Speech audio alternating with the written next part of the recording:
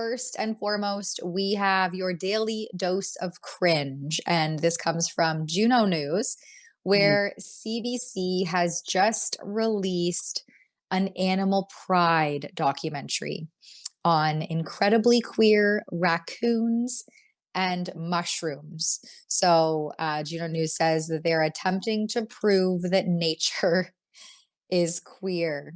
And you can see the documentary feature there. I'm not sure. I can't see if we're showing it on screen, but it says nature is coming out of the closet. And that's a good thing for all of us, you know, especially ahead of, I guess it's no longer Pride Week or weekend or the Pride March. It's no longer even Pride Month. We're in full Pride season now, if it ever really ends.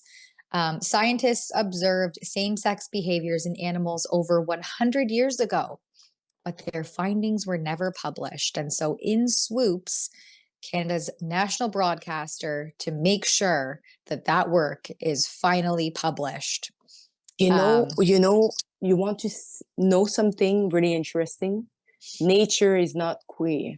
And animals who are doing sex with the same sex disappear over the time because they are not being reproduced. So don't say that the nature is queer, because if the nature was queer, as they say, we will not have animal anymore. Okay? We will not have babies anymore. Okay? It will just been disappearing. Like, this is the evolution. And this is completely a bunch of cringe and woke who actually try to push the boundary and try to, I'm sorry, but poor child that are listening to this, I feel so bad. I So just want to bad. highlight some of the things. Like, you should go and read this article and probably watch this if you can access it, because it's pretty funny. It's a 1 hour episode of The Nature of Things, of course. I think that was originally David Suzuki's, maybe it still is David Suzuki's doings, but it highlighted several animals and plants that they claim exhibit queer behavior, seeking to oppose the belief that homosexuality is unnatural. And it follows someone named Connell Bradwell, who's a wildlife biologist, who describes himself, of course, as very gay, who claims that while he was studying orcas, he observed same-sex behavior between two males. Another person is Jalen Bastos, an urban ecologist and a drag queen who goes by the name of Batty Banks, to explain that certain kinds of mushrooms have been discovered to have tens of thousands of genders, making them incredibly queer.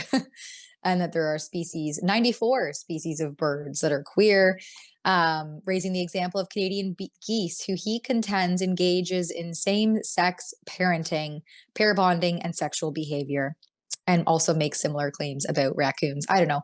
This is just grasping for straws, I would say. Queer mushroom? What do they mean by it? Like multiple gender? What do they mean by it? Because mushroom, it's either like female or male, but do they talk about like what they look like? Because of course, like, there is a lot of different shape and form of like mushroom, but that doesn't mean that this is different gender. This is just ridiculous, and I'm so sorry, because I study biology, and I disagree with what is written on this, because of course there would be like sexual activity that are gay, because you can see it with your dog. They were like in the moment that they are, crazy about doing sex, they would just go with everything, same your legs. That doesn't mean that they are asexual because they go to your legs. It's just because they just want to find something to have sex with. So it's happening all the time. Like, sometimes, like, they would just go for a male, but that doesn't mean that they are gay. That just mean that they just want to, sorry, F-U-C-K. Yeah, the whole thing is pretty bizarre, but I guess, if you're preaching to the choir, you just really have to reinforce that concept. And I don't care, whatever you want to do, go right ahead.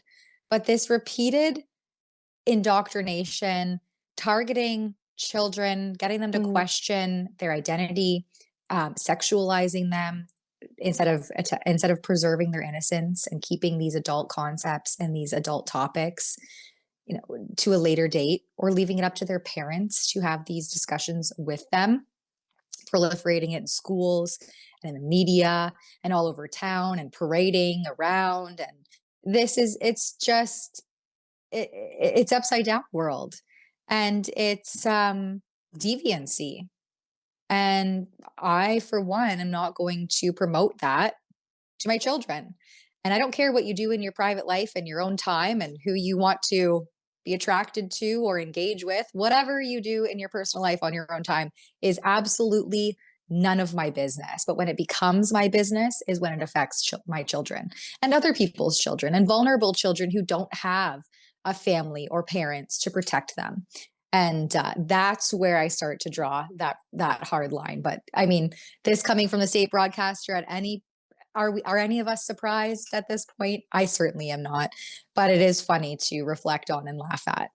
Yeah, and I would say thanks to all the LGB who are speaking out and who are standing for the children, because we are seeing more and more of them speaking out and saying, like, let the children alone. And so thanks to them, because as I mentioned in the other live stream, I grew up in the LGBT community, and never in my life someone spoke about it before I was in age to speak about it, to understand what was going on. Same if I was aware of it.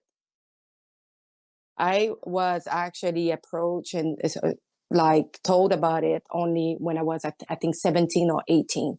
That is in the age of understanding what it is. Exactly. Yeah, you have a stronger concept of identity at that point, and you aren't as confused and clouded with emotions and hormones and all these things. Teenagers, young children, identity is struggling to find out who you are as a person. That is a real thing. And school counselors and teachers and the drag queen at your local library are not equipped to deal with the complexities of identity. And we should just let people be whoever they want to be and stop pushing rainbow ideology down their throat at every which turn. But here we are in Pride season, so we'll expect more of that.